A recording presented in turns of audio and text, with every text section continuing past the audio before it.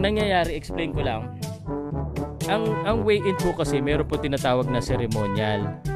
Okay, yung ceremonial weigh-in po, yun po yung nakikita natin sa video. Tapos meron din po na official weigh-in. Minsan yung official weigh-in, that's behind the scenes. So what? Minsan yung official weigh-in, that's behind the scenes. So Pau, men. Kung hindi mo gaanong alam, men, medyo manahimik ka na lang. Kaya ang dami tuloy sa professional industry na bumabati ko sa iyo, Brad, lalo na sa boxing. Alam mo po, kaibigan kita eh. Sabi sa iyo, magtanong ka muna. Okay? Ano na namang sasabihin sa iyo ng tao nito? O kalat na yung video mo privately. O, sinasabi nila, in-announce mo daw, may sinasabi ko daw na ang weigh-in po kasi ay parang dalawa yan. Isang ceremonial, yung kung anong nakikita natin sa video, at isang official weigh-in na parang privado, sikreto. Mali po mga kaibigan, mali. Okay po? Yung pong nakikita natin na weigh-in na nakikita natin sa camera, sa video, yan po ang official weigh-in. Okay po? Yun po ang official. Ngayon, ganito ang sistema. Pagsampa ng boksingero, mag-over ng athlete kahit 1 pound lang. 1 pound lang. Okay. Bibigyan siya ng second attempt. If he failed to get the contracted weight the first time, bibigyan siya ng second attempt. Ano pong gagawin ng komisyon? Okay? Most of the commissions ganito ginagawa.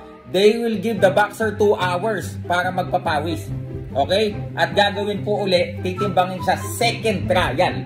Hindi po yun yung official weigh-in, at yung una ay ano lang, for photo of purposes lang. Paano? Kung unang trial mo, nakuha mo agad yung timbangan. Ibig mong sabihin, for ano lang yan? Trial weigh-in lang yan, at kung yun lang yung makukuha ng cameraman. Pau, men.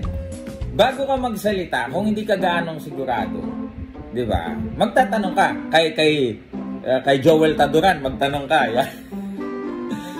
Pau, nakakaya ng konti, di ba?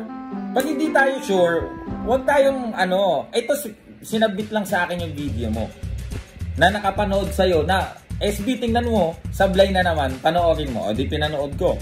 Ano yung sinabi mo?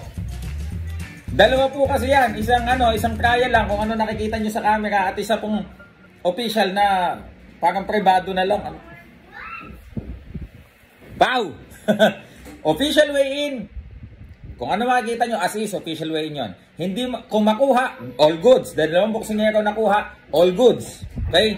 Wala nang second attempt. Binibigyan lang po ng second attempt pag, let's say, isa o dalawang boksingero ay lumagpas sa kanilang contracted weight. Okay po? Wag pong magkakalat ng impormasyon na mali. Kasi po, ano pong mangyayari? May mga listeners po tayo, may mga viewers tayo. Kapag po pinakinggan tayo, maliligaw din po sila ng impormasyon. So, yun lang po. Tinatama ko lang, ha. O, sige, ganito. Para naman hindi maging bias sa akin at prejudice sa kanya. Sige po, mga taga-boxing industry, pwede nyo po bang i-educate si kaibigang Pau? Sige, dun sa sinabi niya. O, para hindi lang ako nagsasalita. Okay, boxing community, can you comment? Kayong mga fans, magbasa lang kayo. Yung mga taga-boxing, mga professional boxers, matchmakers, managers, feel free to comment po para ma-educate ang lahat po. Maraming salamat, Silver Voice TV.